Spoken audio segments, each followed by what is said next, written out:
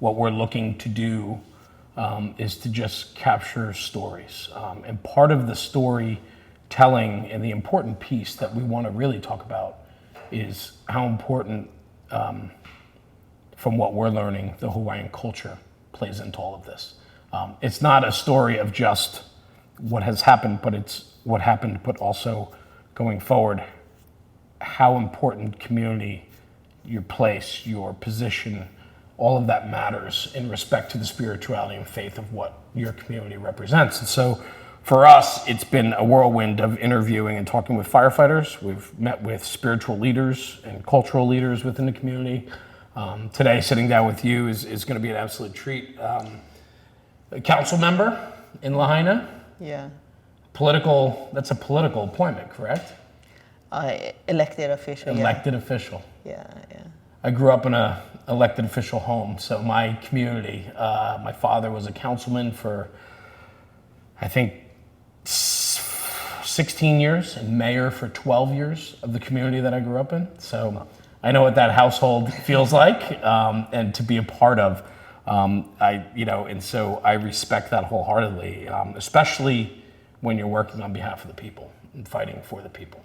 Yeah. So I came out of the fire department before that. I mean, just a few years, but 20 years in ocean safety prior. Ocean safety with lifeguarding. Yeah.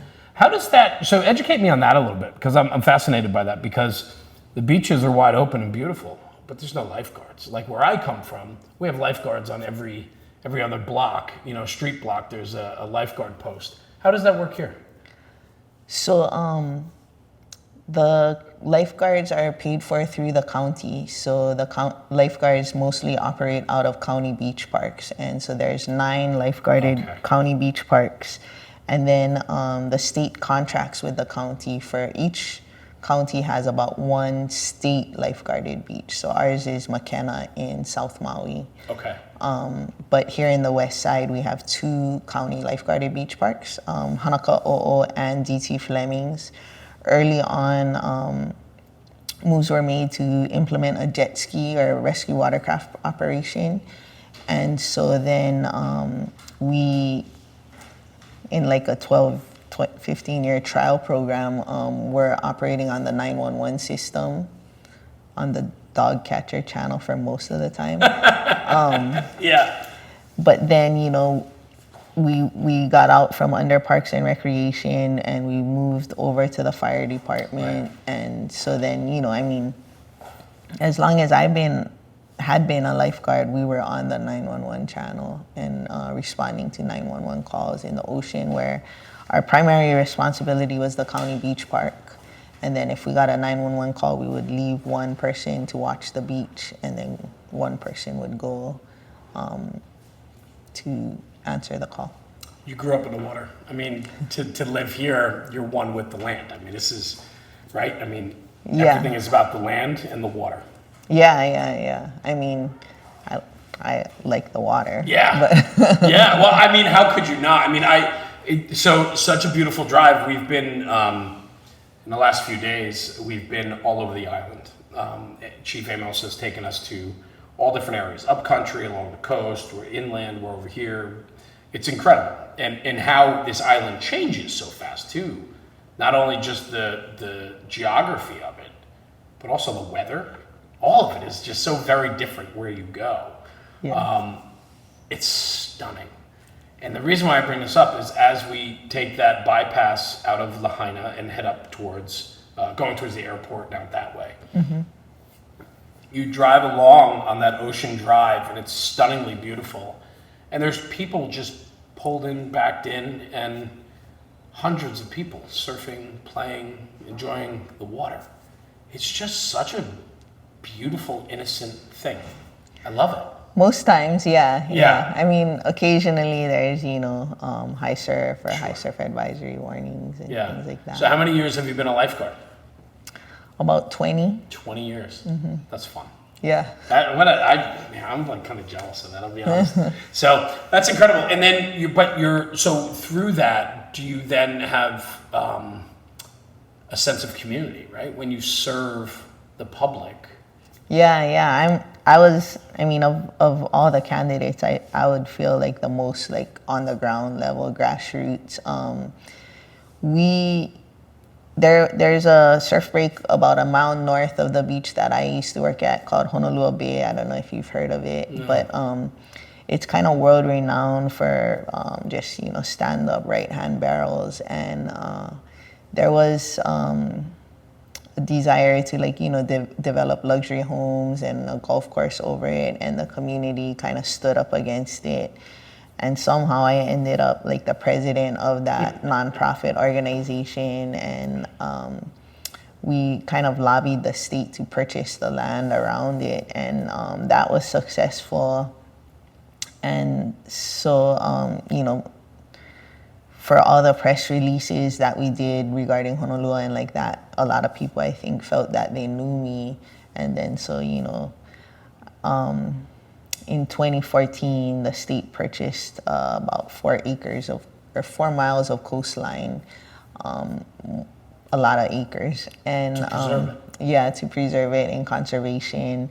We're still working on a community-based management plan. We had almost finished, and then COVID, and then we're getting back onto it, and then now this. So it's a long process, and we just had someone new step up onto the coalition. A young man named Paele Kiakona is the new president. So really stoked about that. We've been looking for transition leadership for a long time. And Was that easy for you? Because a lot of times when a grassroots effort, all of a sudden you get thrusted into a position of leadership. well, it was difficult. I mean, the first year was normal politics, and Yeah. I couldn't get used to that the windows didn't open, It was like a big air-conditioned building, and it was really difficult, just sitting in meetings and listening and reading and all of that. But then, we went into COVID, like my second year in office, so I would say majority of my time in office has been under emergency proclamation, Wow. Wow. Yeah, I think about that, right? I mean, that's in when you talk about COVID, I mean, I know how tough COVID was on the islands as well. I mean, there was tourism stopped. As an island, you need to keep within your own so that it doesn't grow. Yet your industry and commerce depends on a lot of people coming in from the outside. Yeah, it was, I think, the hardest thing about it was, how divisive it was. Some people had, multi-generational families and health issues, asthma or whatever. And then other people were like, well, I'm healthy, and I don't trust what they're going to vaccine about. And so it was really divisive. And then there was the loss of life, and then the overwhelming of the healthcare industry. So it was just, really difficult time. I mean, anytime the community is divided is not a good time. Well, it's hard, right? Yeah. It's hard because I think what's really interesting too is, from what I'm learning in my time here, is when community is split like that, it's even harder here because there's this underlying family, this underlying inclusion where everybody's part of the whole. And so when there's a rift or there's some type of divisiveness, that runs deeper here than most places. Yeah, and something like that, it wasn't really an issue that people would be able to compromise on, and then it got negative. But some people really wanted the vaccine, and some people were like, "Oh my goodness, you're gonna die soon." You took the vaccine, and there's not much space to compromise with that. There's not. Yeah. You're right. It became a very polarized issue for sure for so many. Yeah. Politics, not an easy avenue to go. And what I was getting at before with the grassroots is you were in a position to protect the shoreline because you're in love with your home and the shore and the water and the beach, and we don't want development. And then from that position of a voice for the community, and now you find yourself in a council position. Yeah, and the first 2 terms I was in charge of planning and land use, and so like I had to approve all the developments, which was kind of like, oh my goodness, That'd be hard. Yeah. But we want somebody like you in that position, though, right? We don't want that rubber stamp. Like, you have to be very protective of the land in which you're very so proud of. Yeah. I mean, I did my best to put all these safeguards in there. There's always the argument that, oh, you're putting too much responsibility on it. It will never get built because of all these constraints or whatever, So we try to address and mitigate all those things by like, okay, well, then the affordable housing fund could be used for certain things. Like, if you want sidewalks and it's an affordable project, then let them use affordable housing money for sidewalks or things like that, You bring up affordable housing.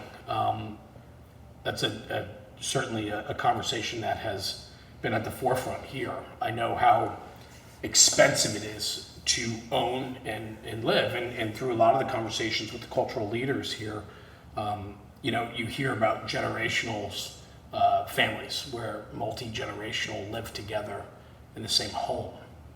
Yeah, that's It's a way of life. widespread. Yeah, It's a way of life here, right? Yeah. And then I hear on the other side that there's so many young that have to move off island. They would love to stay, but they can't. Yeah, It's a challenge. yeah. Yeah. It's interesting, while our young people don't see much opportunity to like own a house in the future or whatever, there's plenty of young people from the continent and elsewhere that just want to come over here and like, not necessarily owning a house is on their agenda. They'll work the tourism jobs. Right. And it's interesting to see that a lot of the people that have just moved here do end up to be homeowners. And I don't know how it is that our people that grew up here are not able to do that, other than they have an infusion of money from their parents or from some outside source, because the people that are born and raised here usually remain renters or in generational homes. But a lot of people that I've seen, like, just moved here working at the restaurant or whatever, or paddling canoe, do end up becoming homeowners. And so I'm not sure how that works out. Interesting. Yeah, no, it's an interesting conversation for sure. Yeah. Right? I mean, you want people to stay and you want people to be a part of community. The one thing that keeps being stressed to me about the sense of community here is all are welcome, but you need to contribute. You need to be a part of the community if you want to be here. Yeah. It's important. Yeah. Holding people accountable. Yeah. I mean, Maui sometimes does have a way of spitting people out if, because it is a small, word travels fast. Mm-hmm. There's something good about that in a way. Oh, yeah. I believe. Yeah. Right? It's that informal way of maintaining a certain level of culture and wants, right? That if you want to be here, we want you to be here. But in order to be here, you need to be a part of who we are. Yeah. That's important. The council itself, I know you are a member of the Lahaina community. You're a member of the community. Unbelievable tragedy unfolded there. Speaking with so many in so many different positions and understanding how that day went down and so on, it was the perfect recipe for what transpired between the weather, the fuel load, the conditions that day. Would you mind talking about August 8th to me, and just a little background about where you were that day, or how that transpired in your eyes? Sure. It was, my 2 kids were gonna both be in intermediate, which was gonna start the next day. And so, we kind of had a plan, like we're like, oh, last day of fun before school starts, and we're like gonna go to like maybe the trampoline park, the movies, or something on the other side, and like we're like mapping it out, who wanted to do what. And we woke up to no power. And it was super windy, and they're saying red flag warning, which, you know, it's not really known too much what that even means. Like, what is a red flag warning? You know, I mean, most times, from my background, red flag warning is like high surf. Ocean, yeah, high surf, right? Danger in the water. Yeah. So it was like, oh shoot, you know, maybe we'll postpone that, or we'll just stay at home, you know. And my husband was having a hard time breathing, like, so he had a cough. He stayed home too. No power. We found out Honolulu's store had power. We were like, oh well, you know, we'll go to the store, get a hot meal or something. We got there. You know, everyone from the hotels and everyone was there. It was just wall-to-wall people. Got like a couple meals. Had one of the neighbor kids with us, and we got all our food. Went home, ate it. We were playing like just all kind of board games, Chinese checkers. Had the radio on. Family time. Yeah, and one of my husband's coworkers was driving into Lahaina, probably around 2:33. And he started sending over text pictures of like, oh, there's a fire in Lahaina, you know? So I just got a picture and posted it, like, watch out, there's a fire in Lahaina. And not like maybe an hour after that, we lost all connectivity, like no internet, no telephone, no power, nothing. And it's like, okay, well, you know, just hang in there, you know? I'm sure like we'll find out if something really bad happens.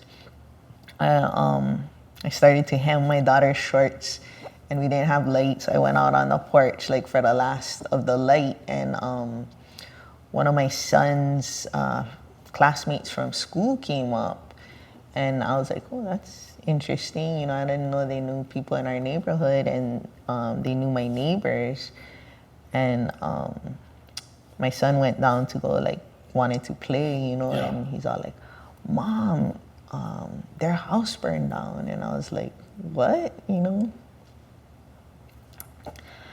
And I know where they live. And so it was kind of scary because where they live is like right in the middle of town, you know, right just off Lahaina Luna Road. And they didn't know for sure that their house had burnt down, but they had to leave. They got all their animals. They had like 2 or 3 cars, and you know, we're just like, oh well, what do you need? We got cots or whatever, and so we're kind of like, oh shoot, you know. Then as it got dark, the whole sky to the south was red. Yeah, it's just like looked like the volcano or something was going off, and just walked a little bit further because it was similar in 2018 when there was a fire. The sky was red then too, so still didn't think, you know, the worst happened. I walked around the corner, and my other neighbor was outside, and she's all like, oh, I'm just worried about Kaipo. He hasn't come home yet. He's probably going to try and fight the fire himself. You know, it's a neighbor between us. Yeah.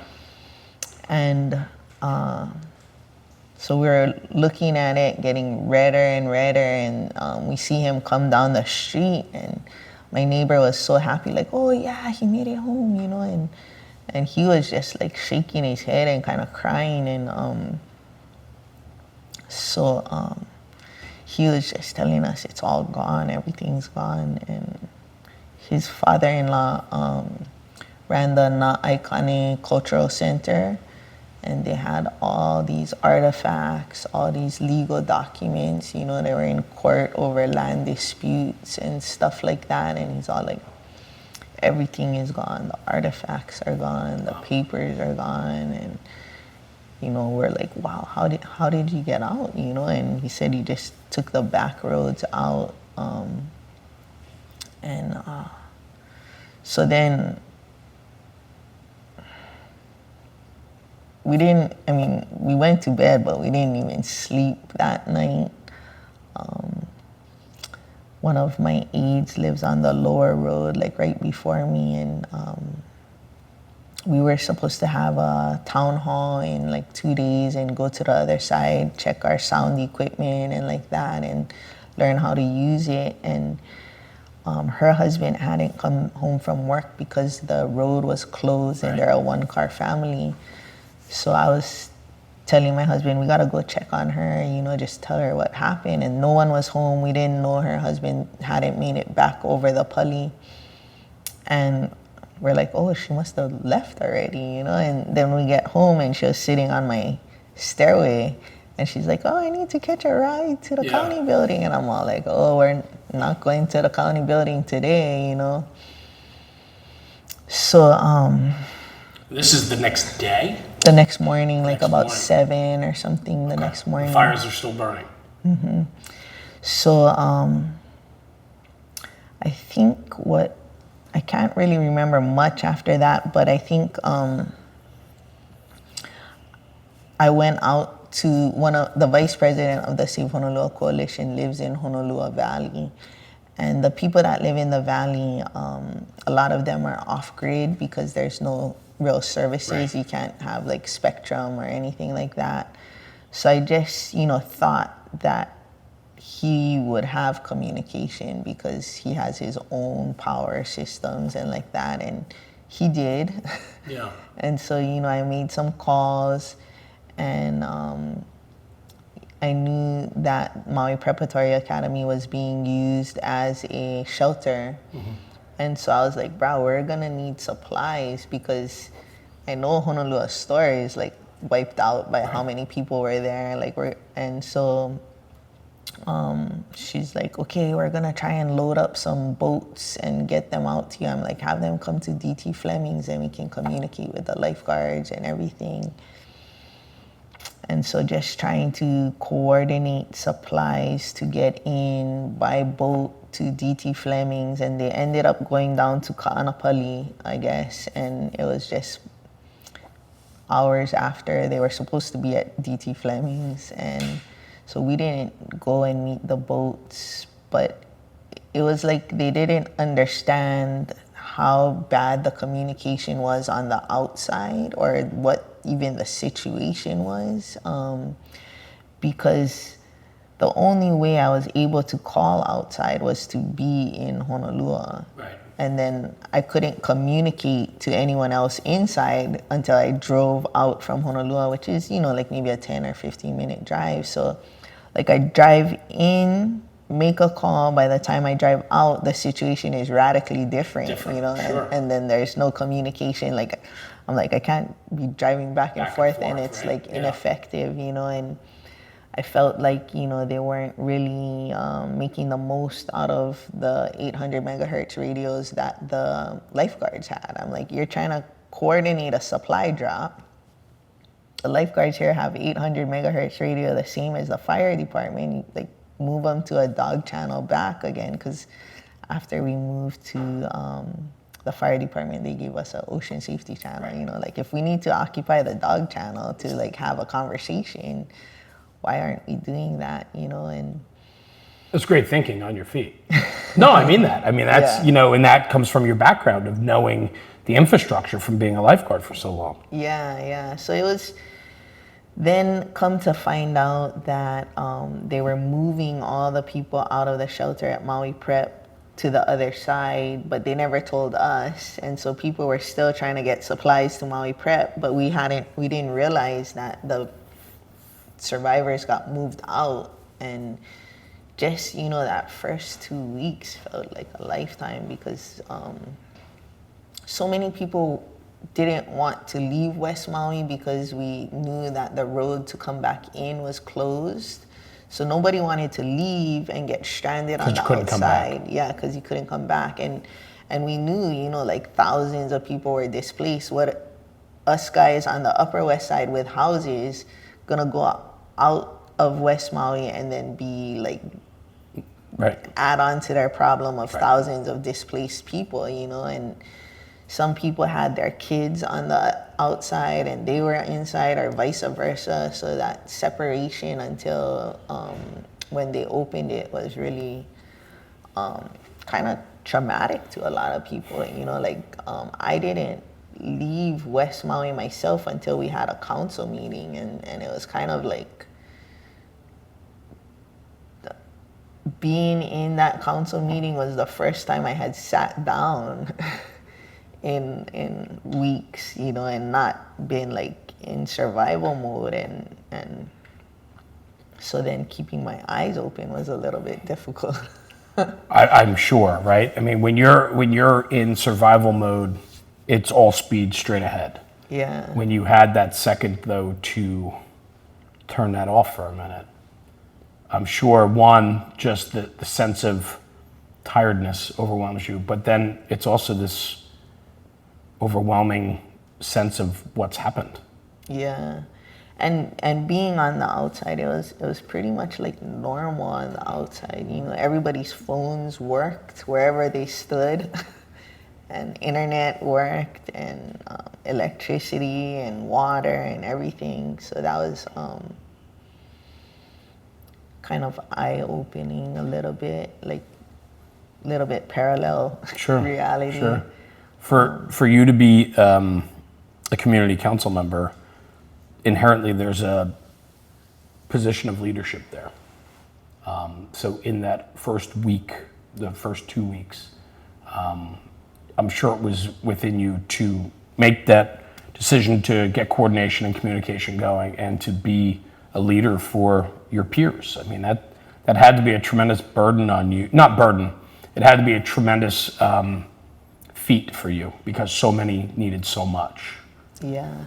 You know, after the 2018 fire, I came into office in 2019, and I would talk to the former emergency management administrator, like, you know, trying to talk through things. And I had mentioned to him that Napili Park could be a place, you know, you just set up tents and stuff like that after learning about Hurricane Iniki and things like that, where it was pretty much camping for a year afterwards. I was like, oh, well, we have Napili Park, you know, they have restrooms there, they have water, like that could be a place. And so the next day, I think it could have been probably, so Tuesday, could have been like Thursday maybe. Meanwhile, on Wednesday, some of my husband's relatives made it out to our house, and they weren't sure if their house was still standing. They had been kind of trapped in the Safeway parking lot, I guess. And then when they were allowed to leave the Safeway parking lot, one of their sons lives in Honokohau.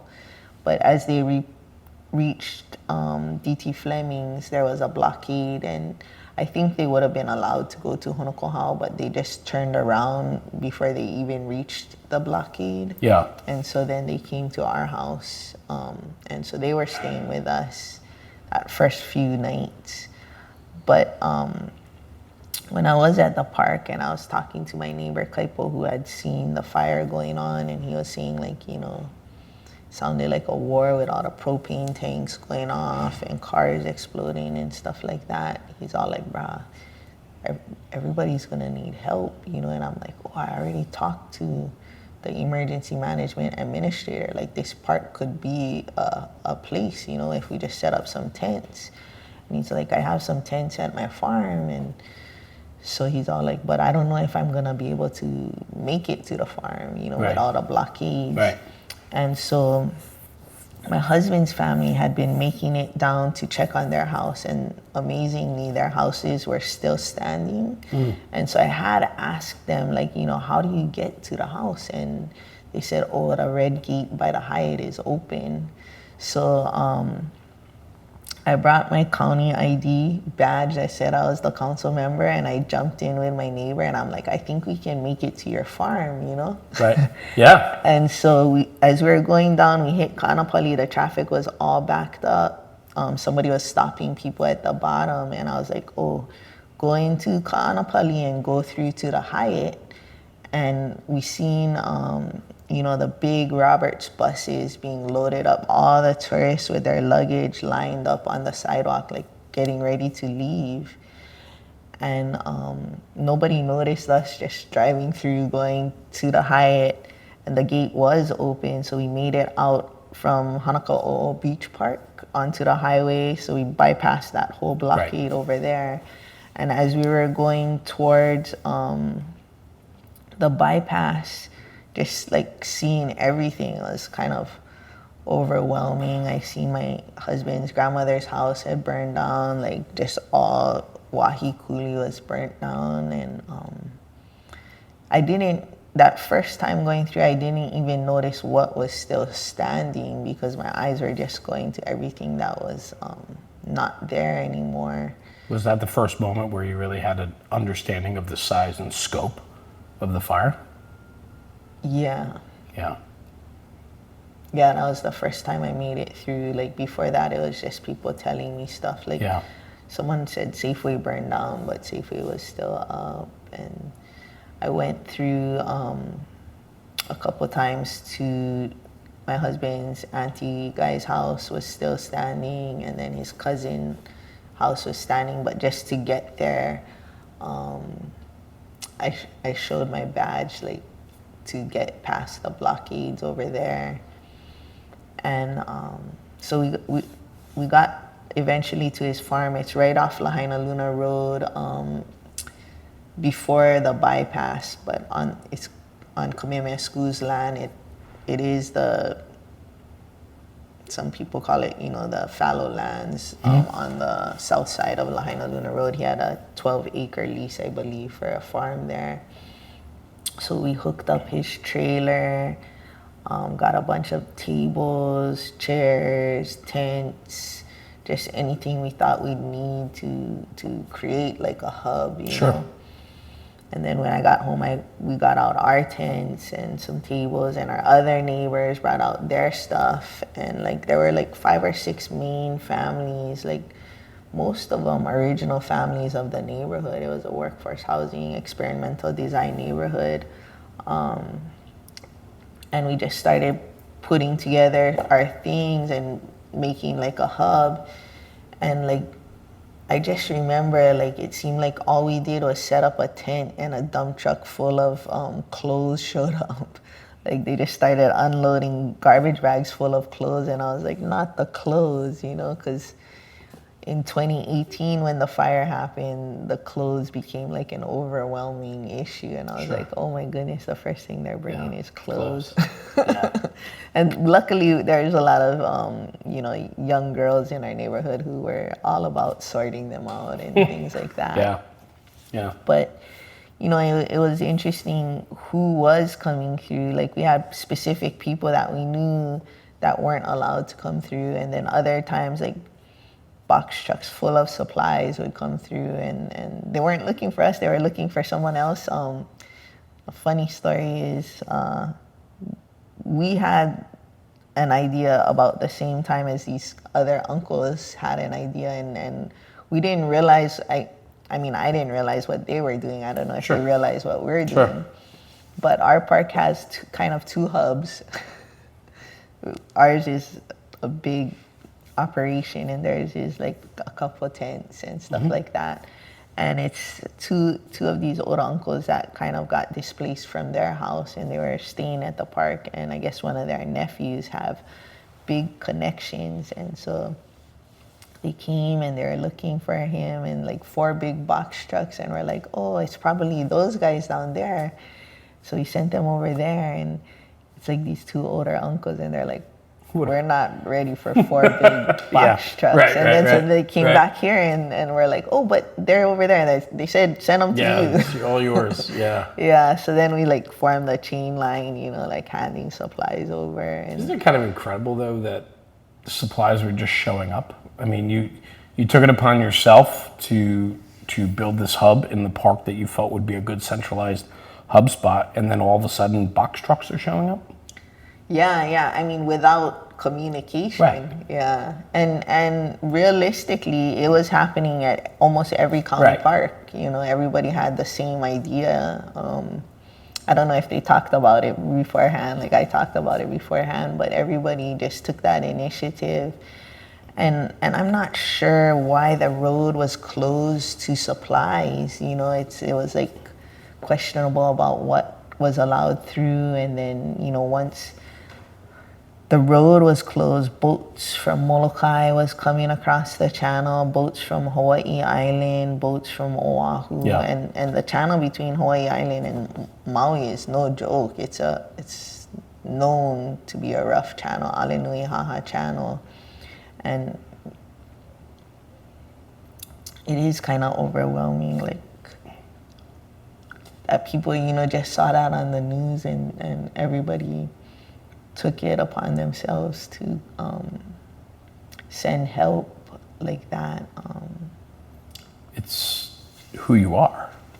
It's your culture. You Yeah. take care of one another. I mean, it's the same reason why, for yourself, you jumped into action. Yeah, without the communication though, it's pretty amazing. It is. And you know, we were working on getting VHF set up, you know, just so that we could communicate with the other hubs, and then eventually we got like some better walkie-talkies, and about a week in or so, these folks from Red Lightning Disaster Services, they flew in by helicopter from the other side, and they brought a bunch of Starlinks. And at that time, there was still, you know, kind of paranoia about outside guys. Right. Like, we all know each other, you know, so I mean, there's no problem trusting like people that you know from Lahaina. But we didn't know these folks too well, except that so Michael Schiffler, the CEO of Red Lightning, he lives in Kihei, and his sister-in-law, Lekamian Schiffler, her sister lives in Kauaula Valley, and she had been part of the relief in 2018. So we knew Lekamian, and she's like, my brother-in-law does disaster response services, and he's bringing in Starlinks. And I didn't really know what a Starlink was, except for that's what my friend in Honolulu had that allowed us to be able to communicate. Yeah. And so, you know, he landed at Kapalua. He borrowed a friend of mine's phone and called me, like, because the airport at Kapalua, I guess, had some reception. And at that time, my friend Kai Nishiki from Maui Nui Resiliency, Hui, had set me up with a Starlink. So I got the call, and he's all like, okay, if you trust this guy that I'm talking to, I'll come to you, you know. And so they jumped in his car, and it ended up not even being my friend that phone he was using. It was a different friend that he jumped in the car, and we started to set up Starlinks. I think he bought like $70,000. He fronted the money for $70,000 worth of Starlinks. Wow. And he would set them all up, like pre-program them and everything at night in Kihei, and then bring them in, and then like ask me, where should we put these? And you know, we put them all around. But for 3 days, I had to travel with his team because people were like, when they finally got in, they had a black SUV, and people were kind of paranoid about black SUVs. Absolutely. And they had these like black collared shirts and stuff like that. And they're like, so they'd pull up to a place and everyone would be like, who are you? And like, I'd open the front door and they're like, oh, it's you. And like, they're like, what's going on? I'm like, oh, these guys got internet. You guys want internet? And they're like, how much is it? And I'm like, no, it's disaster relief services. And so, I mean, that was a great 3 days for me, just, you know, being able to make people happy and get them connected. For sure. We did Honoko'ai Kauhale, which is like a big low-income housing complex. We did Honoko'ai Villas, which does ADA. We did like some individual police, lifeguards, and, you know, people like that. And we had residential and commercial systems. one at Honokowai Farmers Market, and just, it was just like wherever. And then by the third day, people started contacting me like, hey, can I get a Starlink or whatever? Like, I heard there's Starlinks. And then I'm like, at that point, I was almost like, I think you don't need me to escort you around anymore, Yeah. And people are like, red lightning, what is red lightning? And they're like, finally, they're like, Starlink, and then everyone's like, oh. So people started to learn that Starlink was a way to communicate. And,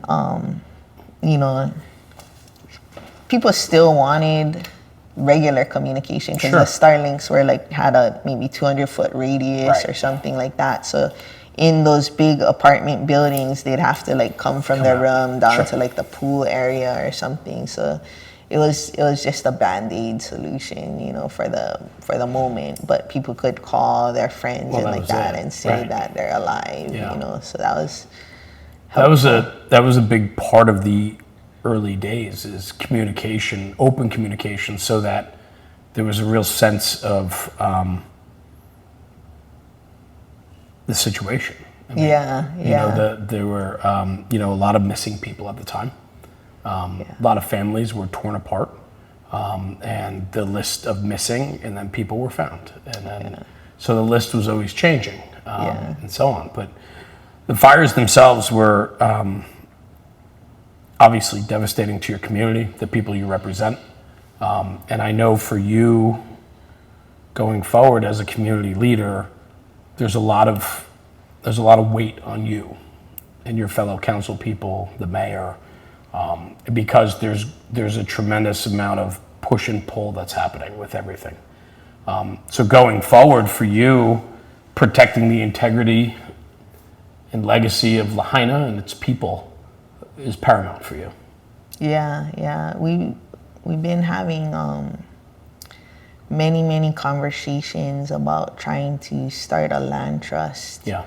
And what that could look like and all the possibilities. Like if people need money right now and we buy an easement or something from them, and then when it's time to rebuild, come back. It's kind of one of the sayings my neighbor said is, we want to hold space, not displace. Like when you're ready to come back, we want your land to be there waiting for you.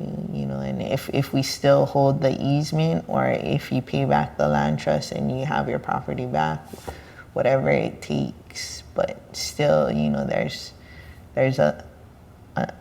also a number of people, some elderly people and some people that in the way that they were able to escape the fire that at this time don't think they'll be able to return to their property. They just I had that conversation yesterday with a wonderful woman and her husband, and we were interviewing them and we're chatting. She shared her whole experience with us. And she says to me, are you going to ask me a question? You're going to ask me the question. And that was, are you going to go back? And I said to her, I said, I think I know the answer. She says, well, I'm not going to go back. And it caught me off guard because I thought automatically she would want to go back and rebuild. And she said that we're too old to navigate that, and we just don't want to have to do that.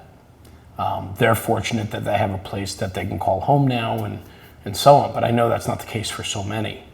And so that caught me off guard. And you saying that reinforces what she was saying, that, it certainly is going to be different for everybody going forward. I think, a lot of, not a lot, but some of the older people, they just want to remember it as it was. Some people haven't even come to this side to see. There's not that much to see anymore because they blocked off a lot of the sight planes. But some people don't want to see that. They just want to remember how it was. Yeah.